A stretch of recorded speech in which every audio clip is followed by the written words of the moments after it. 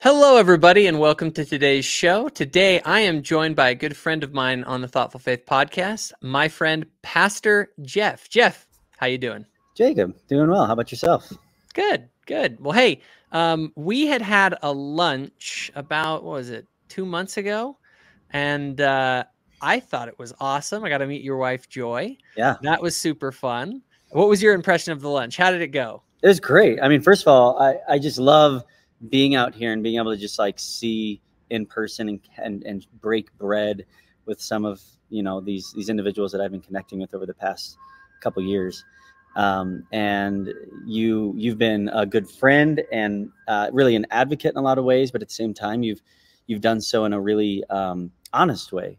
And so to be able to just sit with each other, and it was a probably 2 to 3 hour lunch, and we just caught up, got to know each other a little bit more. We talked about some super deep doctrines, and it was great. I love when friendship becomes incarnational in a sense, where we're really just connecting and sharing meals and continuing the conversation. Definitely. There's something about meeting people face to face that changes a lot of things. And there's some people out there who might think I'm just like a raging, bigoted monster. But I found that what You happens too. when people, what was that? You too. Yeah, yeah. So I get it. But when people actually meet me, it's actually funny. They kind of are taken aback a little bit. I think if you just interact with someone via text on social media, you're just going to have a very different impression than if they actually meet them in person. 100%. Yeah. I mean, I actually had lunch with somebody 2, 3 weeks ago. And it's somebody who's tied to, I guess probably shouldn't say, because they're known. Their last name is known. And they were really nice about saying, hey, let's have lunch. Sure, let's do it. So we get together. And about 30 minutes in, they finally showed their hand, and they were like, okay, so here's the deal. I'm super skeptical of you. I really haven't liked you. I'm glad we've had this meal because I feel like I'm getting a greater view of who you are and what you're about. And I think you're changing my mind here. So it's always good to connect in person like that. Well, actually, before we get to, one of the big things that we've interacted with since our conversation, and our lunch was you have a summit that you're doing, and you had talked to me about getting involved in that, and I did. Yeah. And so do you want to talk a little bit about the summit that you're doing? Yeah. I mean, I've had this vision for expanding the conversation probably within the first 6 months of me launching Hello Saints. Because I just started to realize, after I initially was monologuing and kind of exploring on my own, the phrase that I use is I'm just kind of like this Protestant idiot abroad trying to figure out this faith context. I just started to realize, as I started getting feedback from individuals, how there's a desire for it to be more of a conversation. So that's why, within 6 to 8 months after launching Hello Saints, I started to try to bring more Latter-day Saints into the conversation. And now here we are a couple years down the road, and I'm wanting to expand the conversation even more. So I was talking with my friend Kurt Frankum from the Leading Saints podcast, and he was telling me how he has summits where he brings individuals in to have conversations on different topics. And it just seemed like the perfect concept to expand the conversation even more, not just with additional Latter-day Saint voices, but Protestant voices. So the summit is essentially that. It's bringing prominent Latter-day Saint voices, content creators, BYU professors, and prominent evangelical or Protestant content creators or professors from Biola University and other contexts, pastors, to have this Hello Saints conversation on various doctrinal issues, belief, practice. And so, yeah, it's about to take place, and you're doing an amazing. I've watched your presentation. It's so good. It's so direct. It's so clear. You're a really great communicator. And as a matter of fact, I liked it so much. You're not only kicking off the summit on day one, but I've given a lot of people early access to it. Just like this is what we're talking about here. So, Well, it's funny. I have to kind of segue from that a little bit to say I have people out there who will kind of be like, wait, Pastor Jeff, like he's a wolf in sheep's clothing. And I'll hear that phrase and I always kind of laugh at it because I'm like, you guys do realize that in order to be a wolf in sheep clothing, you have to actually say, I'm a sheep.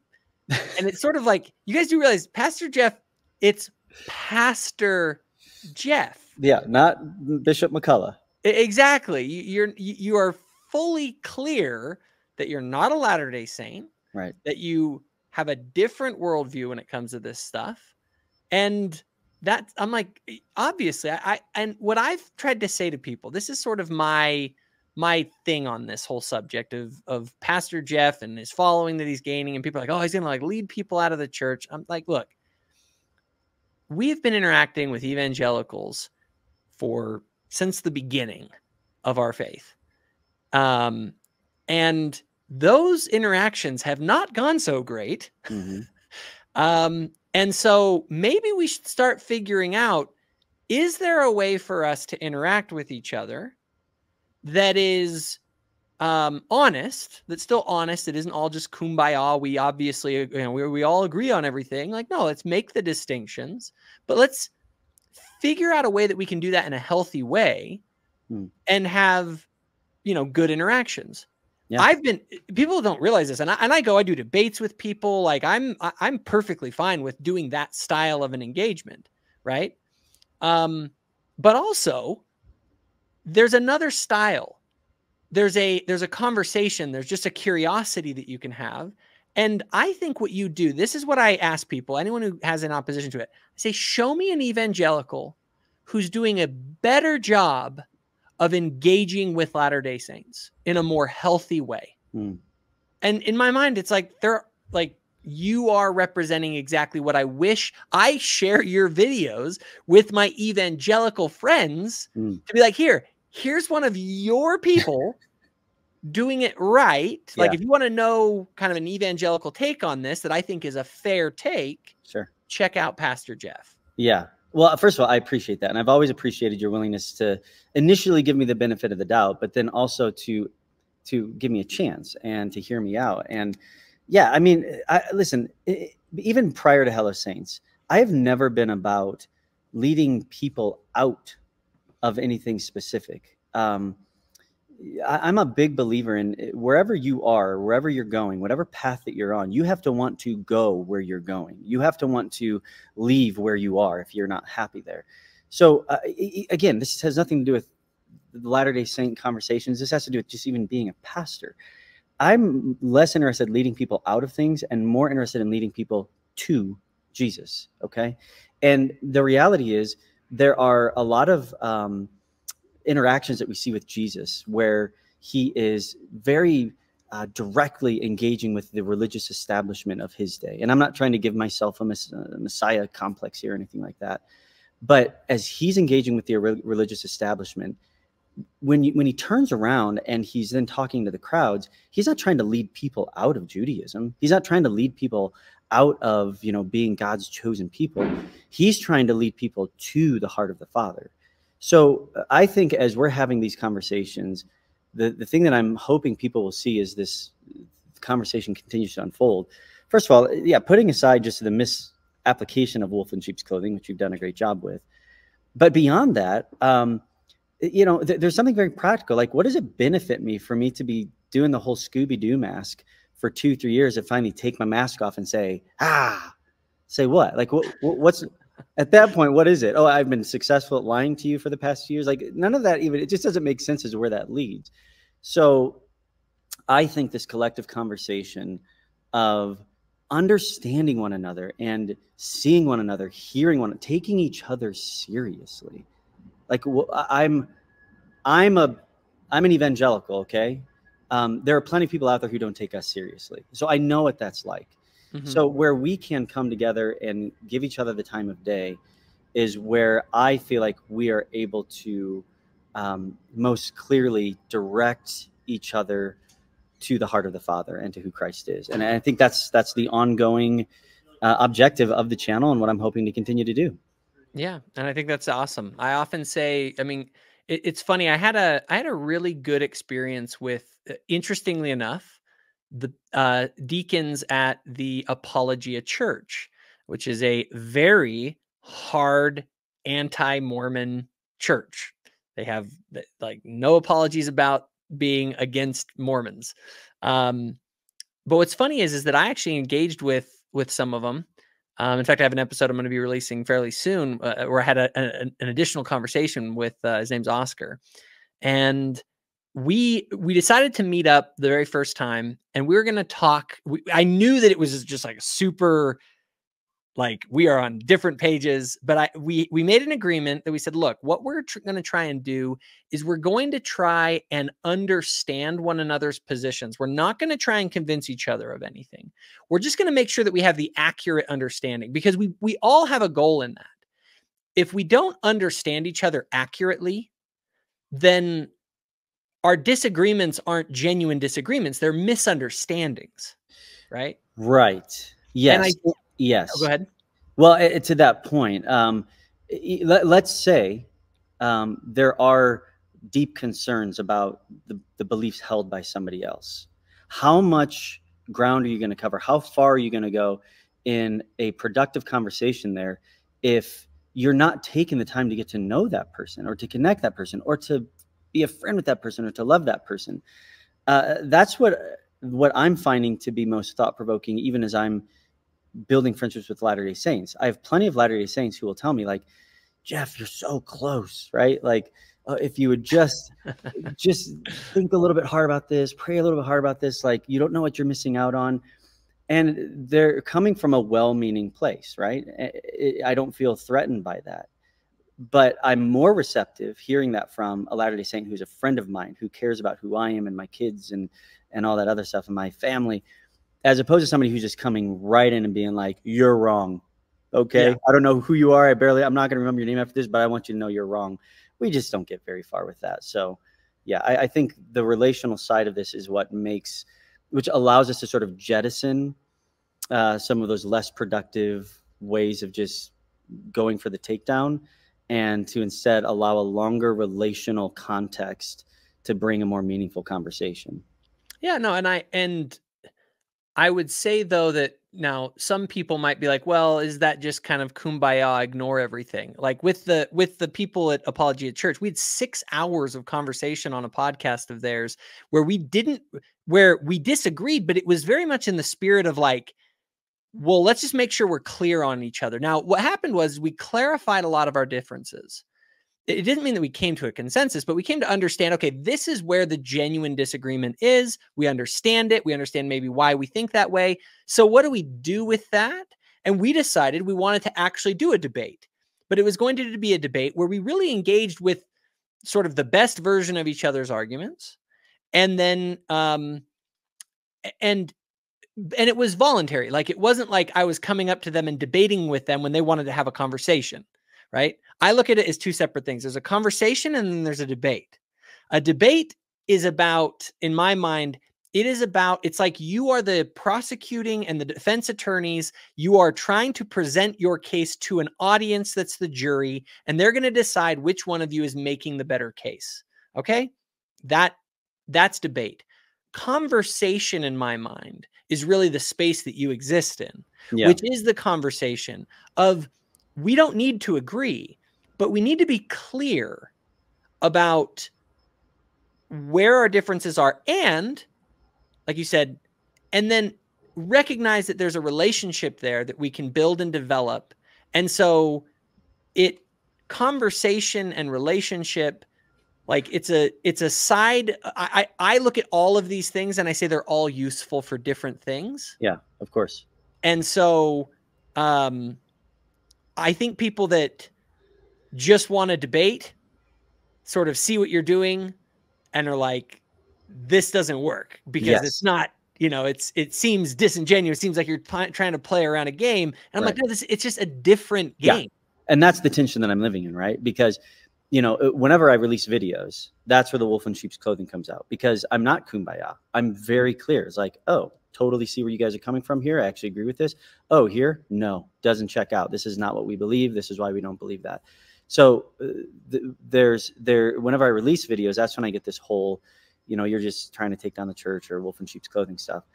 But then whenever I have a conversation on a podcast like this and people are asking me to explain, where I'm coming from with this, And I am saying, well, yeah, this is about relationship. This is about giving each other the dignity and respect to hear one another. They're like, oh, you're just being kumbaya. You're just trying to like, no, but that's the tension, right? And it would be easier if I just started releasing videos and said anything goes. Okay, and there are some content creators out there that do that. Mm-hmm.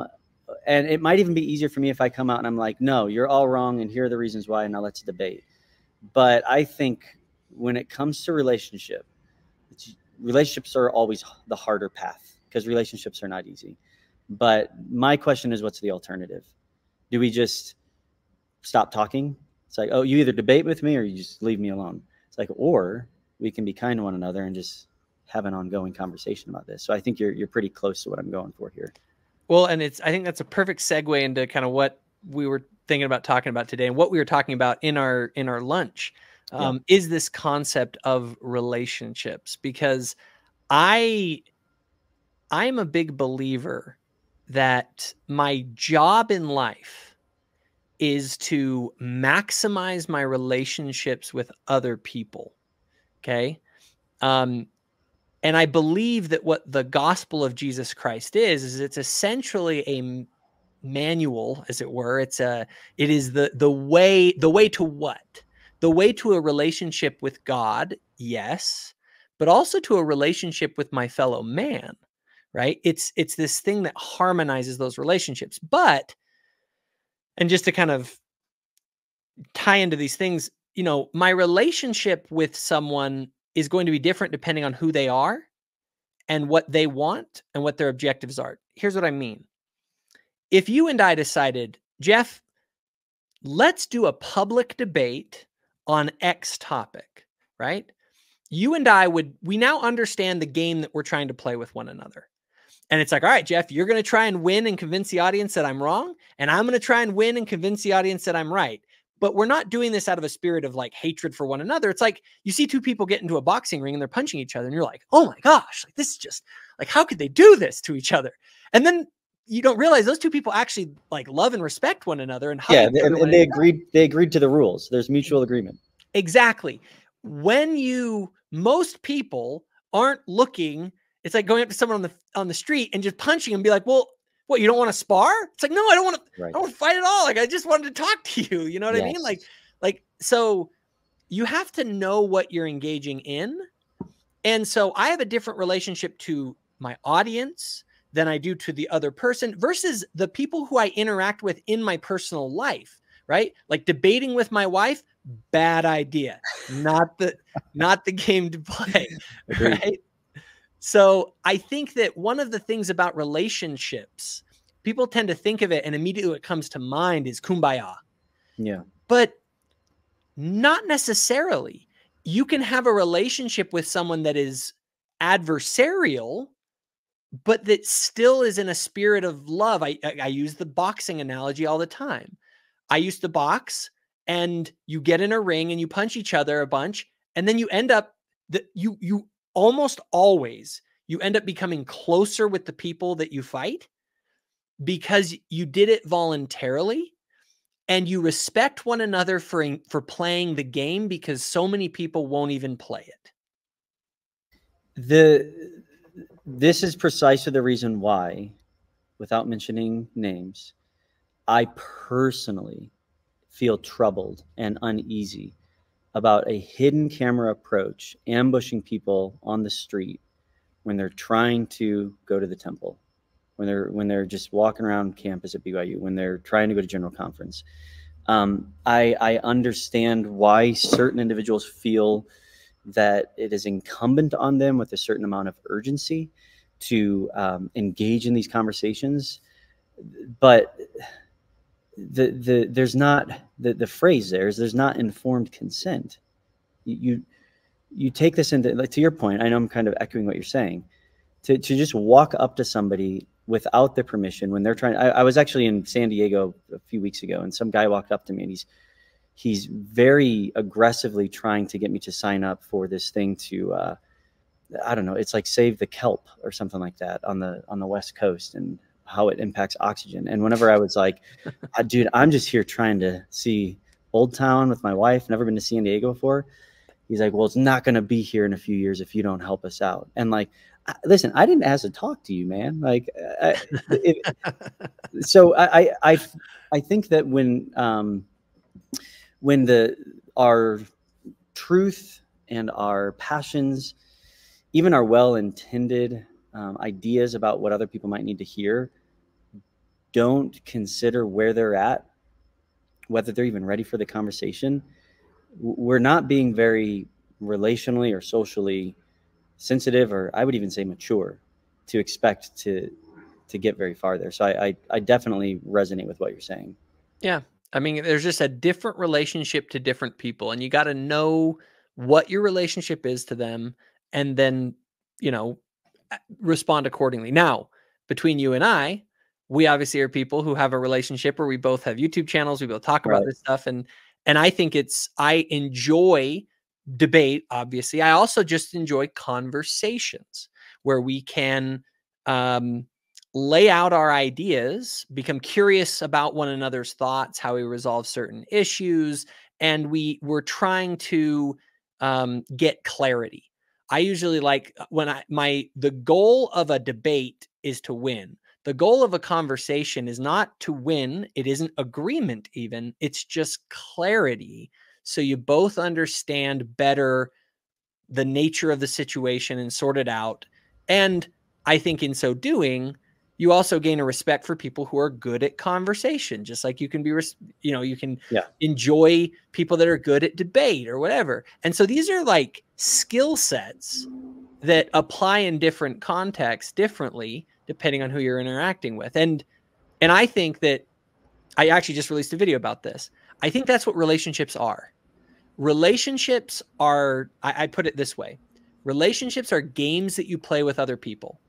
Now, it's kind of weird when you think about it in that context of games, but what is a game but a voluntary, coordinated social interaction with other people, right?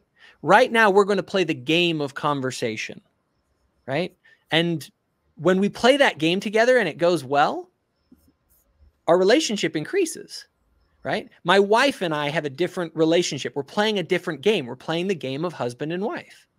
My children, it's, father and children. So you have all this network of relationships that you build with people, but you have to, and you're essentially playing, you have different roles in the game.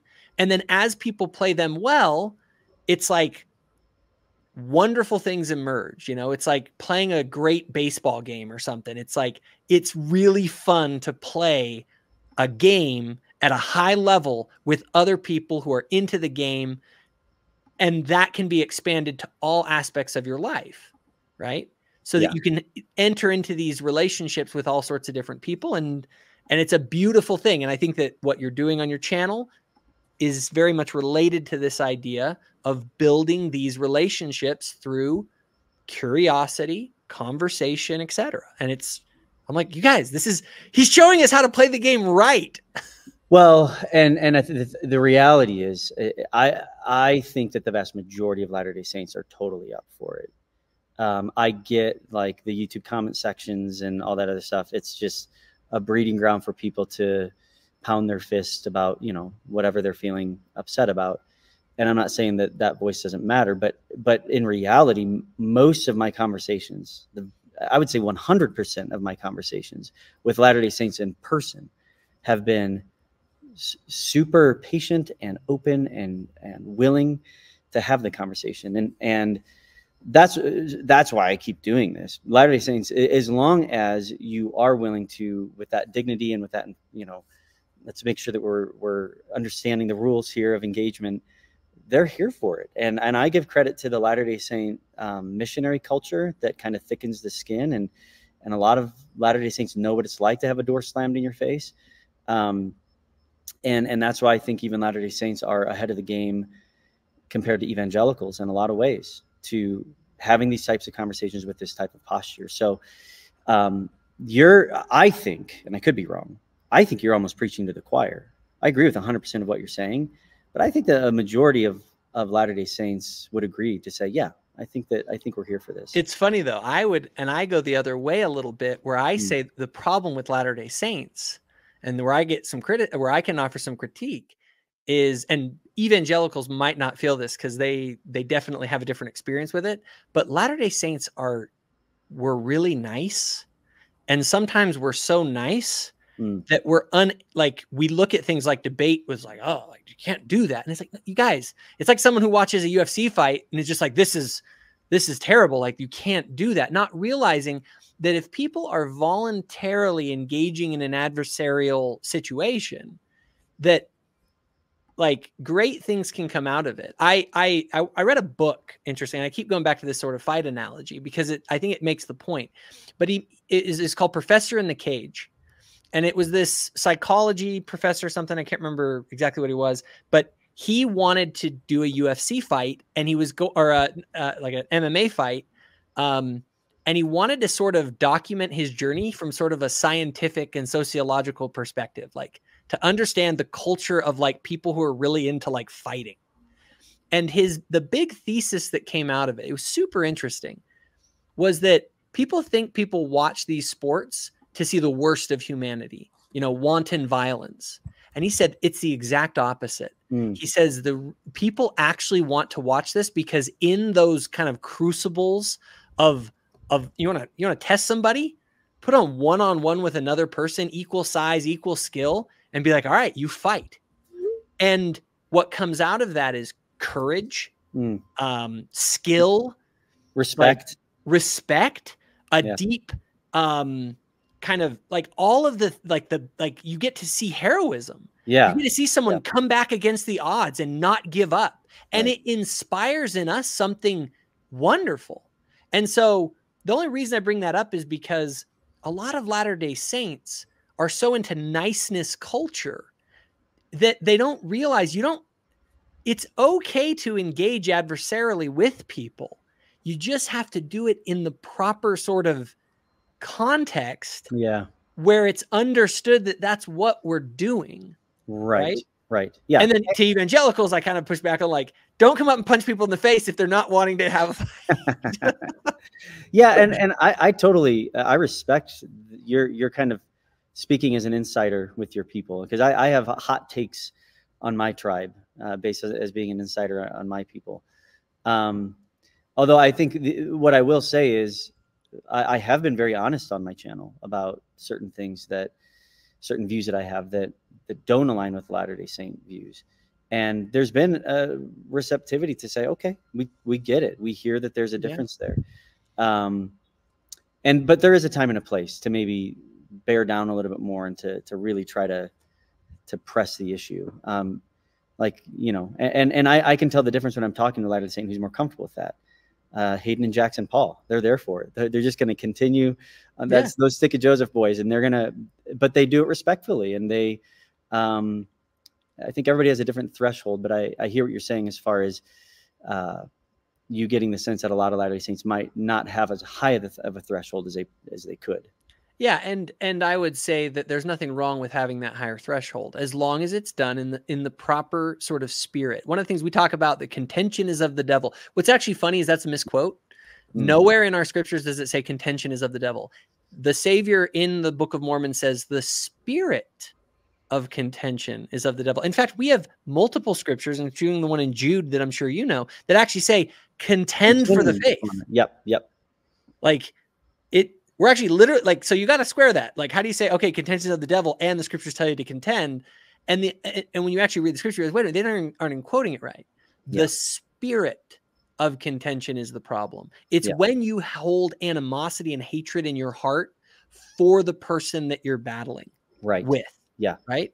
Yeah. Instead of saying we are going to engage over this topic and usually I'm not in an engagement. I'm not trying to convince the person across from me generally. Yeah. Almost never.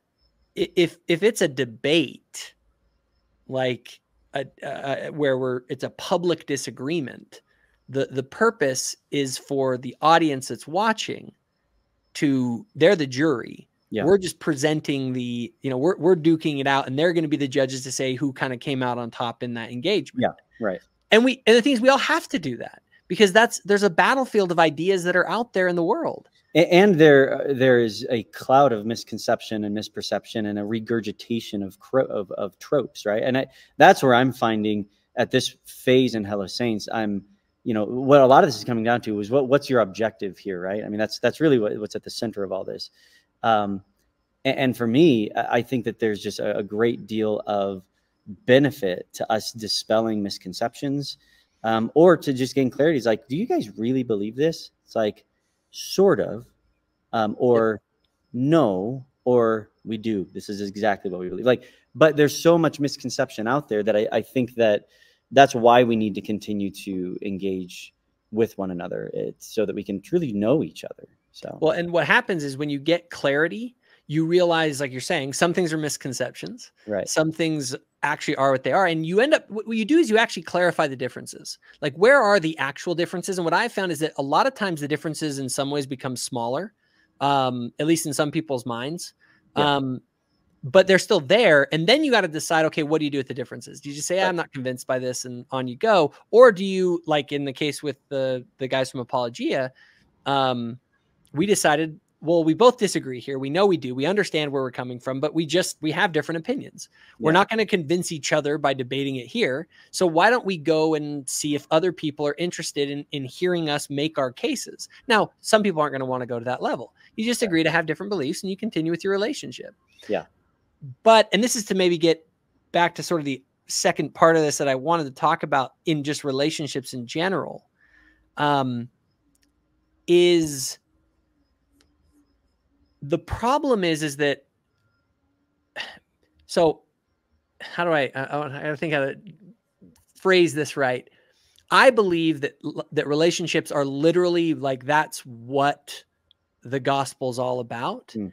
And it's about us having the maximal relationship possible with God and with one another that's possible. Yes. I totally align with that. And the gospel itself gives you the principles that govern relationships. Yes. And if you violate those principles, then the relationships get harmed. Yeah.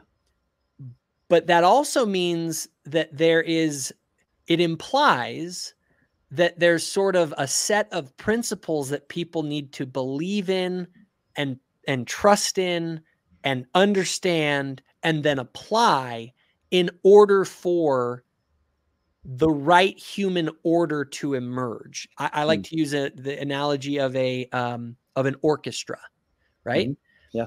If we all go out there and say, well, I just want to do what I want to do, kind of the modern culture of expressive individualism, right? And that's the highest good, is that I have my instrument. It's different than everybody else's instrument. And I'm just going to dirt. And it's like, this doesn't sound good when we're all together. Yeah. So we need something that actually brings us together so that we can make beautiful music together. And that's what the gospel is. And it's the reason that we care about other people actually playing the music and not messing it all up, right? Mm. You don't live in a vacuum. That's why I care about the righteousness of my community and that other people make right decisions, because we don't live in a vacuum. We're in this giant game of human relationships. Yeah. Yeah. Yeah. And as you talk about that, I keep thinking of all these different instances with Jesus where he was always driving at the relationships. He was driving at the person and unwilling to allow the religious convictions of the day or expectations of the day to get in the way of those relationships. And that's why I really appreciate what you're saying. The gospel is all about relationships. I think existence is all about relationship. If we really want to get existential about this, I mean, I had a conversation with Bruce Porter, who's a Latter-day Saint, researcher and archaeologist, and I was asking his view on Genesis chapter 1, because that can be a stronghold of a religious paradigm that people might hold when it comes to 6 24-hour days and the origin of this and that and the other. And I loved what he said to me when I said, what's your view on Genesis chapter 1? And he said, well, I don't really believe that God was making a scientific proclamation with Genesis chapter 1. I think he was making a relational proclamation with everything he did in creation. And that's where, I think that's where we always have to rally back to. Relationships is what we were made for. And relationship with God, relationship with one another. And when the woman was caught in adultery, he didn't allow people's religious ire to get in the way of seeing and having compassion on this person, if they would just see themselves in that person. But it's interesting too, and everyone talks about the dichotomy, right? The idea of they're not going to stone her, but also go and sin no more, pointing her to, and this is the thing, like you said, Jesus always pointed to relationships. I would agree with that, but I would add to it this idea. He pointed people to God as the conductor of the music. 100%. And he said, obey God, because that's how we get the relationships that are right with one another, is through obedience to the commandments. That's why he said, if you love me, keep my commandments. It's kind of like, play the music. Don't just go wherever you want. There is an order. And maybe another way you can slice it is to say he was eliminating the obstruction that religion can have in seeing each other in that relational sense and pointing one another clearly to the Lord. The guy that was lowered through the roof at Jesus's feet, it was just so ridiculous that the people who were there were more concerned about whatever religious implications were taking place there than the fact that, like, this guy was just healed. Like, glory to God. Like, his sins are forgiven. Like, this is a pretty important situation here for the life and the soul of this person. So, but yeah, it has to be within that rallying point in the context, that objective point of who God is in the midst of all of it, and what he is up to in our lives.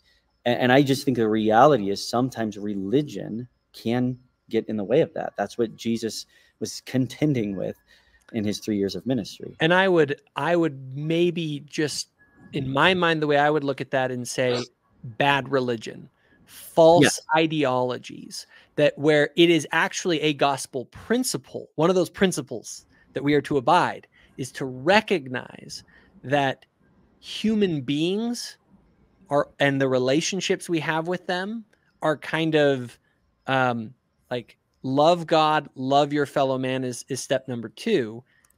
But I would, like, with that, there's a need for obeying the commandments and the principles of the gospel in order so that those can flourish. If people just do whatever they want and they don't align with what God wants for us, our relationships just won't work out. There will be tons of problems in those relationships. Right. And religion is a necessary construct. I'm not saying that all religion is bad. Obviously, that's not my view. But it's where religion can become so rigid to the point that it obstructs seeing God clearly. That's what was going on with the Pharisees. The Pharisees were super well intended. You know, they're the older brother in the parable of the prodigal son. Mm-hmm. They were staying at the homestead and trying to do everything in their ability to keep the mistakes that led to the exile from repeating itself. That's why they were so OCD about following religious order. But when it became so fixated on following that religious order that it was causing an obstruction to seeing the heart of the Father, that's what Jesus had to confront and say, you guys have lost your focus. And what you're talking about here, and I think what is exemplified in the Gospels, is what James chapter 1, verse 27 says, when he's talking about the religion that God our Father accepts as pure and faultless, there's 2 things here. Look after the orphans and the widows in their distress, and to keep oneself from being polluted by the world. So both of, not being relationally aware, but also kind of living how you want and just, not honoring the Lord is where things can get off track. And in the middle of that, we have to make sure that our religious constructs that might be well intended don't misrepresent or obstruct the conductor.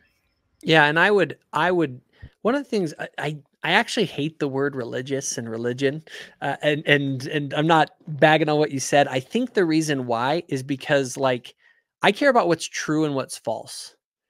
Give it any other stupid label, call it religious, call it right wing, call it left. I don't care. What matters to me is it true or is it false? And so when I look at what the Pharisees were doing, they were teaching, I think the reason that Jesus Christ fought so hard against them, they were essentially teaching false religion. They were teaching falsehoods in the sense that they had messed up the music. They weren't playing the notes the way the Lord wants them to be played. If we're going to talk about true religion is the music as laid out by God the way we're supposed to play it, right? And so the problem is that people can break, I believe it's the second commandment, which is to not use the name, or no, is it? I can't remember which one it is. The using the name of the Lord in vain. I think it's the second of the 10 commandments. Where you will use the name of God and say, this is God's music. This isn't my music. This is the way God wants it. And it's a terrible sin because you're putting the stamp of God on something that isn't from him. And so you're not only wrong, you're distorting people into thinking that God is wrong, right? And so, I think, again, it messes up the relationships. And just to kind of segue into one other part of this, so there are a lot of people out there that, it's like with you, Jeff, I think the reason that, I want you to be a Latter-day Saint, and maybe you want me to be an evangelical, and we all obviously have these sort of things that we, we know that because of our own positions. I want that because I feel like there's a level of our relationship that we can go so far with our relationship, but at some point there's like a cap on it because we have different worldviews that if we shared the same worldview and the same sort of religious convictions, either me being evangelical or you being a Latter-day Saint, that it would take us to another level of relationship because we share it. I have family members who've left the church. I still love those family members. I still do everything I can to maximize my relationship with them, but it's like I can only get to a certain level and we can't go beyond that because that would require that we share certain worldviews or ideas that would allow us to harmonize even more than we are, right?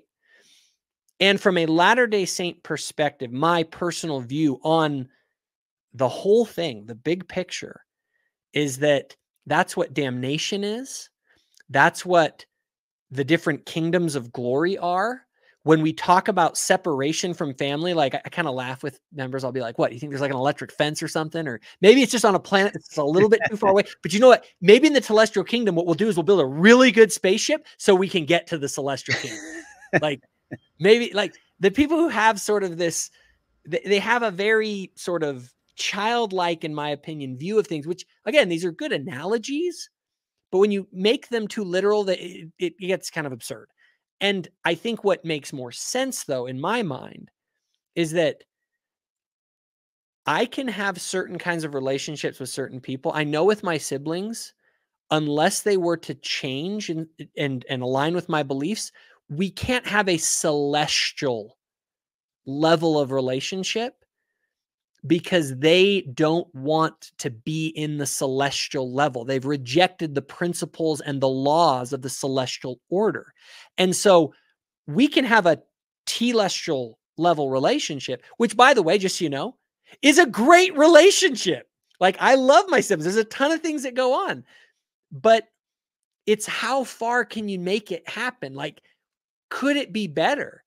And that's where this desire comes from. And so when I think of the restoration of the gospel and I think of these truths of sort of different levels of kingdoms of glory, they all have to do, from our perspective as Latter-day Saints, with different levels of relationship to God, and then also, therefore, different levels of relationship to one another. Does that make sense? Yeah, it makes complete sense. And I don't think that we see things much differently there. Philippians chapter 2 is pretty clear that for those who are desiring to be conformed into Christ's ways and into the mind of Christ, that we're going to have to reconcile and be intentional about how we engage with one another, which clearly implies that for those of us who want to continue to play by our own rules relationally without seeing the example that Christ has, then there's going to be a cap, there's going to be strain, there's going to be dysfunction. And I think that it's for us, and this is where things can get pretty nuanced. I agree with everything you're saying, and I think that the relationships we have with one another are of great importance and should be of the highest priority. Almost all of the epistles write to exhortations tied to relational realities or relational issues, because there's always going to be a natural strain, which is why Paul does say in Philippians chapter 2 that you need to work out your salvation with fear and trembling. That's speaking in the plural sense. You may as well say y'all need to work out y'all's salvation with fear and trembling with one another. I think where we try to prioritize, maybe even higher than that, though, is making sure that there's right relationship with God and that reconciled relationship. So I don't think we're saying things too differently. I think that we don't necessarily apply it contextually the same way that you are when it comes to the different levels of the kingdoms, in that, eschatological sense. But our objective is usually to make sure that where we are finding our greatest reconciliation with God and walking in the Spirit and walking in unity with Him and unity in the Spirit and being conformed into the likeness of Christ, that then will translate and ripple down into our relationships. And I think that that's where we hope to and always strive to in our daily lives to live out that whole love your neighbor, love your enemies, all that other stuff. But it starts with prioritizing that reconciled relationship with God. Yeah, so I wanted to pull up while you were talking about that. It reminded me that my favorite, it's funny, I'm a Latter-day Saint, but my favorite chapter in Scripture is not in the Book of Mormon. It's actually in the Bible, in the New Testament. Okay. John 17 is actually my favorite chapter in Scripture. Love John 17. And for those who think that, oh, this is a bunch of feel-good woo-woo, no. I think, number one, John 17 is the intercessory prayer. This is Jesus' last sort of thing that he says before he goes to do the atonement. Okay. Yeah. If there's a big moment when it's like, shut up and listen, he's about to pray before the atonement. So it's sort of like, this is big. Yeah. And so what is his sort of final wish? Well, if we look at it, he says, neither I pray for these alone, meaning his disciples, but for also them which shall believe on me through their word, that they may be one as thou, Father, art in me and I in thee, that they also may be one in us, that the world may believe that thou hast sent me. And the glory which thou hast given me, I have given them, that they may be one even as we are one, I in them and thou in me, that they may be made perfect in one. It's like, and this oneness, see, some people read that and it's like, God wants us all to be united. And I'm like, you guys, I don't think you understand what he just said in those verses. He wants you to be one with one another the way that he is one with the Father. Now, a Latter-day Saint, and this is where an evangelical may cringe a little bit, takes that so far as to mean to be as they are, to become as God is. Ontologically, not just relationally. Yes. And although, well, there's a lot we can say about that, but the basic idea is he doesn't just want you to get along. He wants you to exist in a sort of what we would deem a celestial relationship with one another. And that is, again, I use that as my entire frame of orientation for the gospel, and not only because the scriptures say it, but because it's exactly what you find when you ask people what matters most in their life. Ask anybody, and you'll find, unless they're kind of crazy or really warped, any kind of normally adjusted human being, in whatever culture they're from, whatever, they will all say relationships. They'll all talk.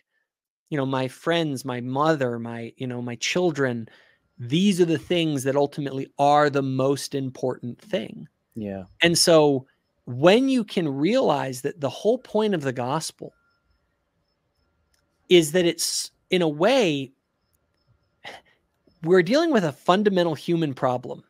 We all know that everyone kind of take religion out of it. Human beings are going to say that the thing that matters most is their relationships. It's like, Yep. okay, are there principles that govern how human beings exist in relationship with one another in an ideal sense? If there is, then guess what? That's your religion, right? What could be of more importance than the thing that upholds the thing of most importance, your relationships with other human beings? Yeah. The only question is what is the nature of that order? And we as Christians, people who follow Jesus Christ, say that he is the one who held the key to make people one with one another in the highest sense that that's possible. And that, to me, like, that's a winning message. Yeah, for sure. And it's just so fascinating to hear you talk about it from the Latter-day Saint standpoint, the idea of celestial relationships and how you guys sort of prioritize that order. And so I'm not at all disagreeing with any of that. It's just, it's almost like how do you frame this? What is the language around what you think is taking place here? So I would just present from our standpoint. Again, this is not a disagreement, but this is how I think through and communicate and maybe even preach through what you're speaking about. And that is that the intercessory prayer in John 17, you can't forget that it starts prior to that in a conversation he's having in chapter 16 with his disciples. And he's really setting the table for this seismic event that's about to hit humanity in a way that it's never hit humanity. And it is the pouring out of the Spirit of God on all flesh. That is that's almost the centerpiece of the intercessory prayer, is that I'm leaving now. Okay. Mm-hmm. I'm leaving. Yeah. And not only am I leaving these parting words, but it's good that I leave, because as I leave, I will be sending the Holy Spirit. Mm-hmm. And the advocate, the Holy Spirit, the helper, the paraclete is how that oneness is accomplished. So where we are separated from God and from the Spirit of God, from the presence of God, the only way that for generations that you could experience the presence of God is if he miraculously does something. Or if you're, going into the inner sanctum of the tabernacle or the temple. But now he's saying that now as Emmanuel, God is here and he's broken down all of the barriers, and now he's going to go with the Father because it is finished. He's going to send the Holy Spirit so we can have full access to this paradigm, this relational paradigm that existed all the way back in the garden. And that's where there's hope. Not only hope in our relationship with God, but hope in our relationships with one another, which is why Galatians chapter 5 is so beautiful to me when it's talking about the fruit of the Spirit. When you listen to the fruit of the Spirit, which is something that is supernaturally gifted to us through the advocate, it is not just about having like spiritual superpowers. I grew up in a Pentecostal type of church where it's like, oh, if you have the Holy Ghost, then you've got all these like additional, you're basically a spiritual superhero. Mm-hmm. I think it's more relational than that, because the fruits of the Spirit are love, joy, peace, forbearance, kindness, goodness, faithfulness, gentleness, self-control. I mean, all of those are relational.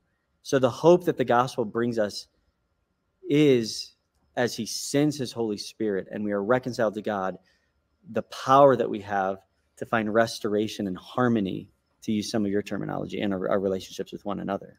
And it's funny, the Spirit is exactly, you're absolutely right to point that out. And from a Latter-day Saint perspective, our view on that is that is what the Spirit is there to do. The Spirit is to transform human beings from the inside out. Because it's one of the things that's interesting is like, and there's in the Book of Mormon, there's the talk of the song of redeeming love, and music is actually used as an analogy. And I think the Spirit is there's almost a good analogy to music, because it's something we talk about hearing. And when you have the Spirit of God, it's like you hear the music and then you want to play it. Yeah, you want to join in. There's a difference between this is the other thing when I talk about this order, right? People can see that as very oppressive, sort of like, you're going to do this thing and you're going to behave whether you like it or not. That's not the way that Christ approached it. Christ approached it with this idea of the Spirit of God will come to you and it will transform you from the inside out. Now, I use the analogy that I would say is it's like you hear the music. And when you hear the music, it will make you want to play it because you will realize that it's sweet and wonderful. This is the tree of life analogy in our scriptures, that when you taste that fruit, when you hear that song, something happens. This is what the Spirit does. And then it isn't that there's a great verse in the Book of Mormon that I really love that talks about, and they had no more disposition to do evil, but to do good continually. The idea is that the Spirit changes your very dispositions. Yeah. Right. And so what happens, as I view this, is that God is calling us to live into this order, and every one of us in our lives can point to specific experiences where we heard the music, where we went, this is deeply good. Yeah. I want this. And the invitation of Christ is to bring that Spirit into our lives continually so that it will transform us to be like in the middle of that great choir playing along so that we make more beautiful music. Yeah, absolutely. I love that analogy. And if I can point out here, I know you're a Latter-day Saint, but you're sounding pretty close to a Calvinist right now. You know that? In what way? What way? There's this thing in Calvinism, the 5 points of Calvinism. The I in TULIP is irresistible grace. Yeah, irresistible grace. Right? And it's this whole concept that, man, when you really hear the good news of the gospel of grace, like you can't help but want to. So this is where, and let me give you my take of what they get right and what they get wrong. I think they're right. I think all of us have to admit that the Spirit exerts an influence on us, right? I simply believe that that influence to play the music, it also requires sacrifice. Sure. And so it's like, this music is beautiful, but you have to play the instrument, and this is going to be hard, and it's going to require a lot out of you. And I think that people there's a choice that a person has to make. Just because you want to do what's right doesn't mean you're going to do it. Sure. And so the Lord will inspire you, but the choice is always yours. And the reality is that we all know that we should eat right, get exercise, all that kind of stuff, but we don't do it. It isn't enough to know it or even to feel like I really want that. There's another component, and that's you. You have to make the choice to respond to what God is calling you to. And so where I differ from the Calvinists is in the irresistible part, that it can't be resisted. Yeah. And you articulated that really well in the summit talk that you gave, that it's not that our works save us, but our works will be the fruit of someone who has authentically been born again, or who's walking in an authentic faith. Your works will reflect that. Yes. And I will say, though, we don't believe what Latter-day Saints do about the specificity of that in ordinances and covenants and all those things. That concept that you articulate, word for word, is how I would articulate it as well. In fact, I have frequently said in sermons, people will ask, what if our works don't matter, then how come at the end of all things are we going to be judged by our works? Well, there's a lot of ways that we could slice that, but I think that the best way for us to really answer that question is to point to the fact that our works give an indication of where we've put our faith. And that's why our works matter. Agreed 100%. It's funny, and everyone, just again, another little plug here for the summit. Check out the presentations there. That I think that the grace and works and faith sort of dynamic is an area where there is immense misunderstanding. There are distinctions there. I'm not going to say that there aren't any, but I think that they are far smaller than a lot of people realize. And just getting clarity about that kind of stuff, I think, can help immensely to, again, it doesn't, like, I always tell people, I have no problem disagreeing on the areas that we disagree. I'll debate you on it. But also, it's absolutely silly and absurd for us on either side, for Latter-day Saints to be like, you guys just think you need to say a prayer and then you go to heaven. Cheap grace. No, that's not what we believe. Yeah. And then on the other side of the equation, now granted, are there evangelical Christians out there that hold to that kind of erroneous view? They can, Sure. yeah, sure. And there's Latter-day Saints who hold to the erroneous view that our works are what save us. Therefore, I need to go and do these works so that I can earn my spot in heaven. Right, right. And both of those views are incorrect when you actually dig into the details of either group's sort of best theological sort of layout and most authoritative sort of sources. Yeah. And to that point, I mean, I'm settled on that issue. It's super nuanced. And the thing is, it requires so much explanation to get into why there's this tension between do our works save us or not. I've figured it out. Like, I'm understanding what Latter-day Saints believe. I'm understanding, well, obviously what evangelicals believe, but I'm understanding why evangelicals view the Latter-day Saint position on works as being saved by works. But it's super nuanced, and it requires some patience, which is, again, I don't want to beat a dead horse here, but that's why this context of relationship and patience and understanding and ongoing conversation is really key to us maneuvering these conversations, as opposed to just regurgitating what your mission president told you one time, or regurgitating what some apologist told you Latter-day Saints believe. It requires patiently really peering into and sorting through it with one another. Yeah, I agree 100%. And I think that when you realize that you're not now, one of the challenges, even in this conversation that we're having, so just to be fully transparent, is that there's an audience watching this video. So this isn't you and I talking. Sure. Anytime, and this is one of the, I tell people this, to just recognize this in the dynamics of the conversations that anyone has. If there's an audience and there's a disagreement, there's an inherent nature that it's going to be debate-ish, simply because you are concerned about what the audience is thinking, and I am concerned about what the audience is thinking. And there's no way to remove that, okay? Because we do care about what the audience thinks about what we say. Right. But if you and I were just sitting talking about this together, one of the really cool things about when you have a personal face-to-face or private interaction with someone, and this is why social media is so terrible. Social media, the reason that people are so defensive on social media is because there's an audience. Yeah. If you didn't have the audience, if it was all just you emailing someone, the conversation will go totally different, because, and it should go different, because you don't need to convince anyone else. It's about you figuring out with the other person what's going on. And so there's something about a relationship that allows you, when there's no audience around, to sit down and say to someone, hey, Jeff, like, you know, I'm going to be honest with you about this, or this is something that I struggle with, and I'm really trying to figure it out. But I can only do that if I trust you. Right. And trust is developed and built outside of sort of the conversational debate when you realize that the other person's intentions are good, and that they don't have ulterior motives. And I think that's why a lot of people sort of have issues where they feel like, oh, Jeff is I've talked to you without the audience around, and it's very obvious you're the same guy there.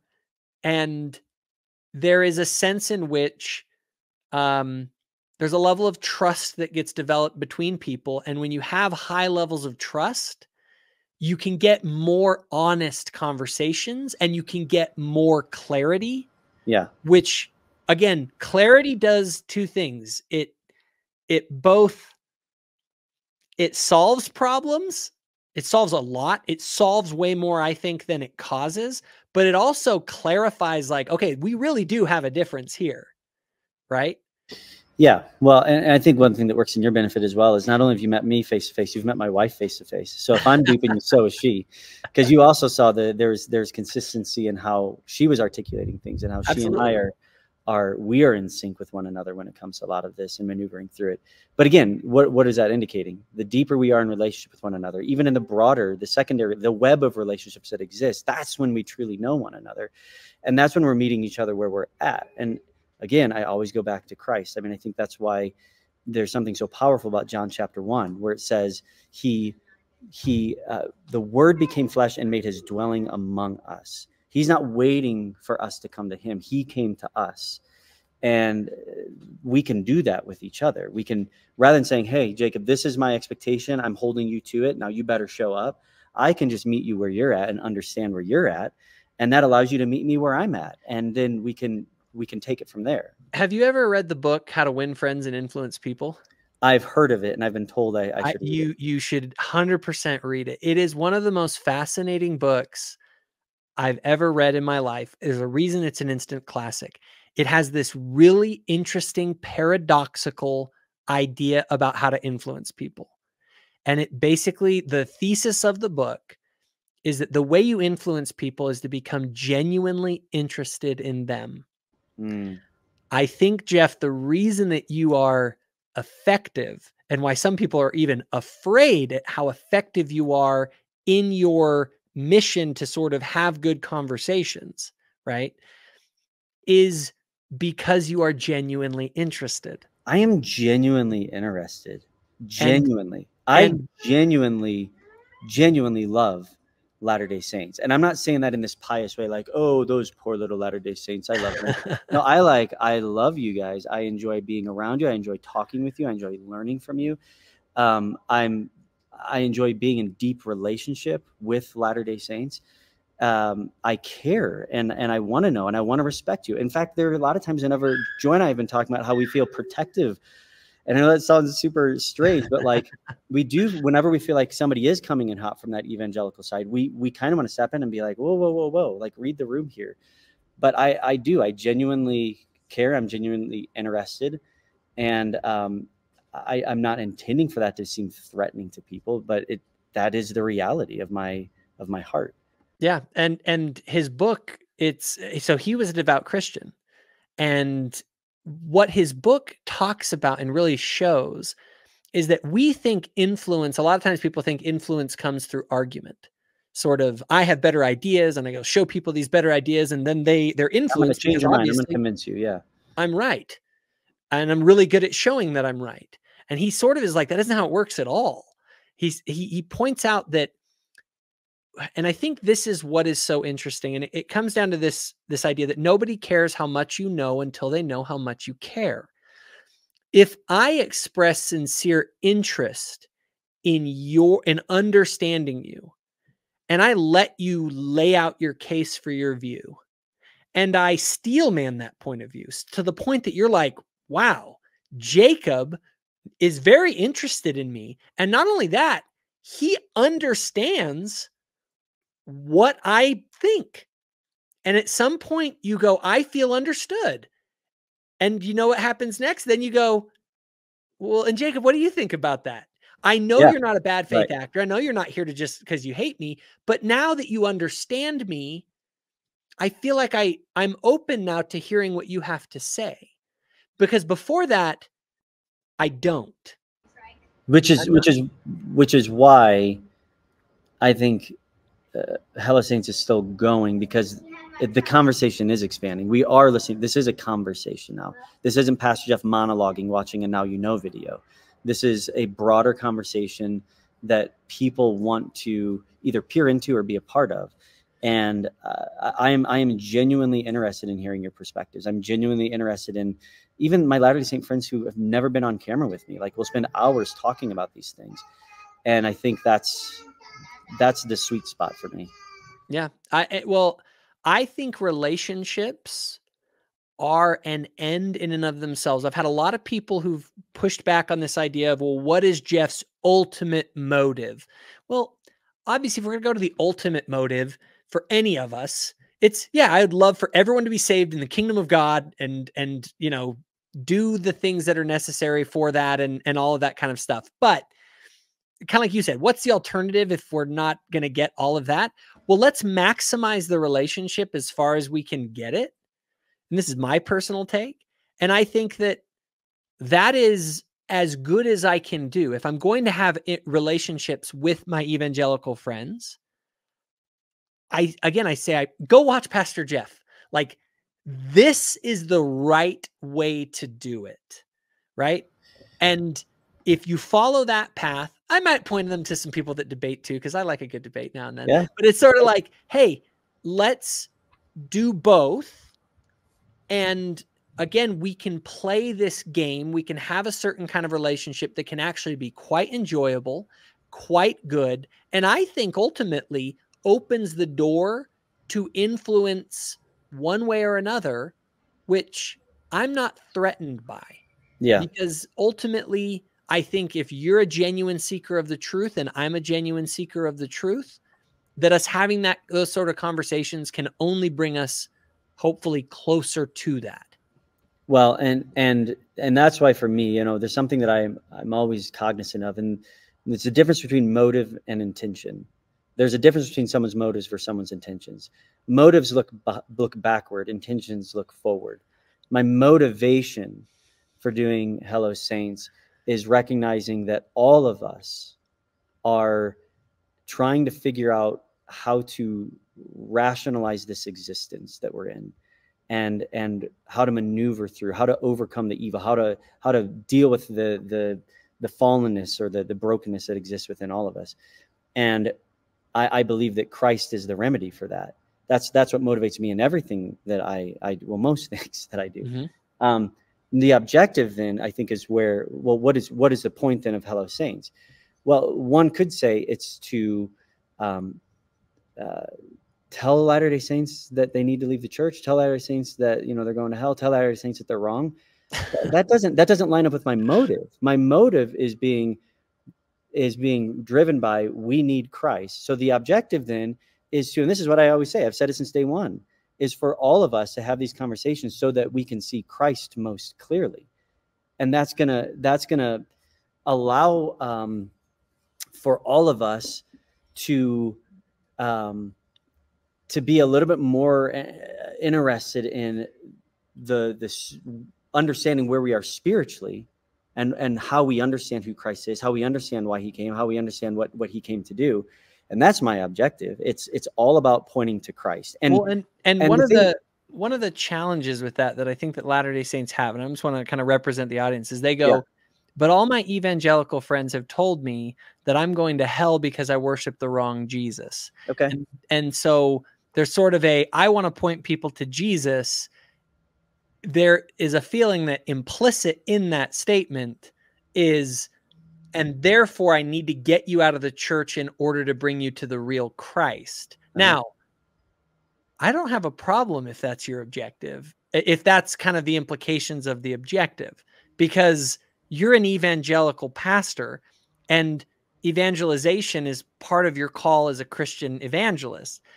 I also have a call from Jesus Christ to bring all people into covenant relationship through his holy priesthood. Sure. And that's just a point of disagreement that we're going to have.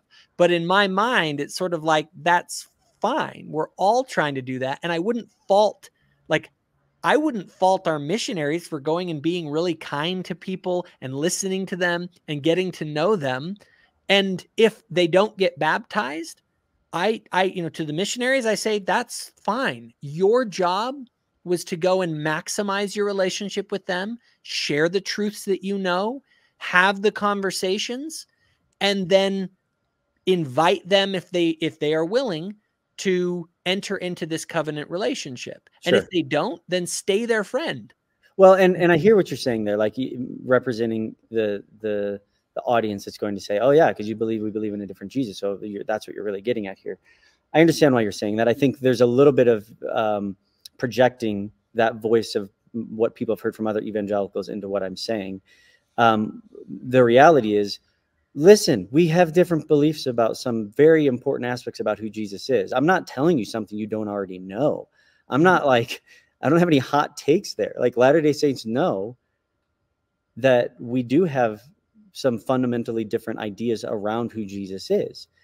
But the difference between what I'm doing and what maybe other people do, where they just, lock the door at, you believe in a just different Jesus, is I'm also hearing the testimony of people who say they have a relationship with Jesus within the Church of Jesus Christ of Latter-day Saints. I'm hearing them out. I'm taking it seriously, and I'm dealing with the tension that might well up within me for me to hear a Latter-day Saint say, no, I believe in Jesus. He's my only hope. Like, I don't believe I'm saved by my own merit. It's by Christ and Christ alone. So I'm giving, at the end of the day, space for that. I'm not shutting that down. I'm not disqualifying that. I'm actually giving space for that. That allows us to say, okay, then let's hold this tension of different beliefs that we have around Jesus and those who are claiming to have a not just authentic testimony of Jesus, but a living testimony in Jesus, where they believe that daily they are communing with Christ and experiencing what Christ is doing in their lives. That's where I'm spending more of my time talking, rather than convincing Latter-day Saints with new points as to why their belief in Jesus disqualifies their salvation. And I think that's why I appreciate the things that you do. One of the challenges I think that Latter-day Saints have theologically, and this is where I think people are maybe like, come on, Pastor Jeff, like come to our side, like you're almost there, is this notion of that in our view, it's sort of like Pastor Jeff has risen so high in the sort of telestial level of relationship with us. He's wonderful. He's good. Like, man, we want him to come even higher and to join us. But we also recognize that in sort of an afterlife perspective from a Latter-day Saint view, that you are so high and so good, and we have a place for you in our sort of theological thought. Where we struggle, I think, is with this notion of, but Jeff, from what we hear and we understand on your view, we are bound for hell and eternal torment and torture. And your theology doesn't make a space for us in any way of having any sort of level of happiness in the afterlife, because we follow, as some would say, the wrong Jesus. And so there's a question of almost like, Jeff, how do you reconcile that? We feel like we can reconcile our relationship to you, but how do you reconcile your relationship to us without violating sort of the tenets of an evangelical worldview that would, as many evangelicals kind of tell us, because they'll say, yeah, Jeff, you might have a different opinion, but that's you going contrary to what we hear so much from so many, that we can't help but feel like those voices are maybe more authoritative than yours, that we are bound for hell unless we leave this church. And that's again, it's like, how does that all get reconciled? Well, and I would say it gets reconciled by continuing to have these conversations. If nobody else is going to have them, I don't know if I'm going rogue necessarily as a pastor, because I've never said all Latter-day Saints are going to hell, and I've been asked that directly on channels and stuff like that. I believe that those who have been genuinely born again by the Spirit of God are Christians and have hope in eternity. And so you do hold the position, and just to kind of get clarity on that, so you do hold the positions that there are Latter-day Saints who you believe, at least you believe, or you think it's possible that they can be saved without leaving the church. Yes. Okay. And again, I know that is a bit provocative from a lot of people who speak from my view, but again, it doesn't change the fact that I do believe and have articulated. I'm unconvinced by the Latter-day Saint truth claims. If I were convinced, then I would be baptized. It doesn't change the fact, as I've said multiple times, I do have pretty deep concerns about Latter-day Saint beliefs, from the standpoint that if there's one, probably the most direct grievance I would leverage against Latter-day Saint paradigm is that it seems to clutter. It seems to add so much into the simple purity of a gospel of grace by adding all of these other ideas into it, that I think that it can and maybe does obstruct that simple faith in Christ for salvation, and put a pressure on all of these other things that must be done in order to be worthy. Of course, yeah, I have concerns around those things. Absolutely. And I will continue to voice those things. Now, as to what qualifies you for heaven and disqualifies you for heaven, to me, it all comes down to, do you have and authentic, reconciled, born-again relationship with God through Christ and Christ alone, I believe that there are Latter-day Saints who, though, like you know, we've been kind of maybe dancing around it, but let's just put it more directly, who where you feel that I'm missing out, and a lot of people are missing out by not being baptized into the church. Mm-hmm. And I would be in a better position were I to be baptized into the church. Naturally, I hold that view as well. I think that there are Latter-day Saints who would be better off not in this, what feels like a very obstructed religious paradigm, to see Christ more clearly. But that doesn't mean that just because you're a practicing Latter-day Saint, that by virtue of being a Latter-day Saint, you have disqualified yourself from salvation. I don't believe that. I don't agree with that. And so this is an interesting thing, because I think this is a way in some ways that it reconciles the paradigm that a lot of people have of how can Jeff have these motives? Because it sounds to me like what you're doing in these conversations may bring people closer to Christ within an LDS sort of context, and or maybe will bring them into into an evangelical context. But either way, whether they stay in or whether they leave the church isn't necessary to bringing them closer to Christ per se, right? And if you want to bring them closer to Christ, that while you hope to maybe dispel some of the unnecessary stuff or paradigms that you think are wrong, which you do, you don't necessarily, you're not there. You need, like, the success of your mission of your channel isn't contingent on people leaving the church. No. And I think that, I mean, that's kind of what I was getting at earlier when I said, this is less about me getting people to leave the church. It's more about being involved in a conversation where there's not a lot of cross-pollinating conversations taking place, where we can see Christ more clearly. It's about pointing people to Jesus. Jacob, there are people in the evangelical church that are missing Jesus, and they need people to point them to Jesus because they're wrapped up in an evangelical paradigm. Now, how people weight the level of peril that someone is in, whether it's a Latter-day Saint misguidance or an evangelical misguidance, you're going to have all kinds of different opinions there. But I think looking hard at our doctrines and our practices and our beliefs and hearing each other's testimonies and then figuring out how we sort through all of that so that we can see Christ more clearly really is at the heart of this journey that I'm on. And I think that's fantastic. Honestly, that to me is like, because one of the things that I think is going wrong, if we're all trying to follow our Savior Jesus Christ in the evangelical community and in the Christian community, I think there are some areas where I hope we can say, look, the way that we've been doing this historically has been not so great. Right. Using Christ as our standard. Yes. Right? Right. And if we all can agree on that, then we can agree, well, then what is the alternative? What's the better way to do it? What is the more Christ-like way to actually engage with one another without sacrificing our beliefs necessarily, bashing each other over the head or that kind of stuff? What is the way to engage with one another? What's the way for us to have this conversation in a way that is better aligns with our values as people who are seeking Christ? And I think that's my answer to the audience that ever has questions about you. Show me someone who's doing it better.